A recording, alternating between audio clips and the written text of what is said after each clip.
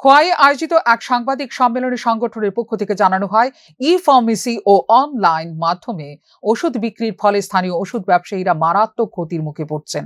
পাশাপাশি বড় কর্পোরেট সংস্থা ও অনলাইন বিক্রেতাদের দেওয়া অতিরিক্ত ছাড় বা ডিপ ডিসকাউন্ট ছোট ব্যবসায়ীদের জন্য অসম প্রতিযোগিতার পরিবেশ তৈরি করছে বলেও অভিযোগ তোলা হয়। সংগঠনের নেতারা জানান, শুধু ব্যবসায়িক ক্ষতিই নয়, অনলাইনের মাধ্যমে নকল ও বেআইনি ওষুধ বিক্রির ঝুঁকিও বাড়ছে। তাই এই ধরনের অবৈধ ওষুধ বাণিজ্যের বিরুদ্ধে কঠোর নজরদারি ও আইনি ব্যবস্থা গ্রহণের দাবিও তোলা হয়েছে ধর্মঘটের অন্যতম ইস্যু হিসেবে। তবে সাধারণ রোগীদের কথা মাথায় রেখে হাসপাতাল ও ক্লিনিকের সঙ্গে যুক্ত ফার্মেসিগুলো খোলা রাখা হবে বলে সংগঠনের পক্ষ থেকে জানানো হয়েছে। ফলে জরুরি চিকিৎসা পরিষেবায় যাতে কোনো সমস্যা না হয় সেদিকেও নজর রাখা হচ্ছে, এমনটাই দাবি করা হয় সাংবাদিক সম্মেলন থেকে।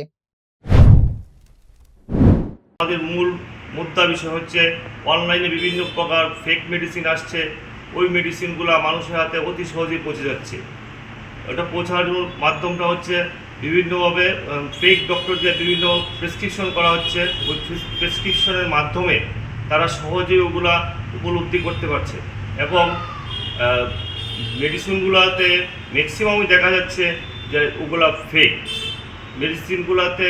এছাড়া আরও কিছু বিষয় দেখা যাচ্ছে, অনেক সময় যে কর্পোরেট দ্বারা গভীর ছাড় দেওয়া হচ্ছে। ছাড়ের বিষয়টা হচ্ছে কিন্তু আমাদের যে ব্যবসা করি, ব্যবসার। সাংবাদিক সম্মেলনে উপস্থিত ছিলেন মহকুমা কমিটির সভাপতি রামকৃষ্ণ ভট্টাচার্য, মহকুমা কমিটির সম্পাদক তাপস রায় সহ অন্যান্য সদস্যরা।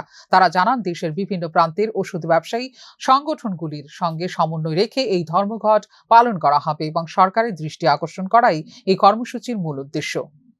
ফিউরো রিপোর্ট, নিউজ নাও।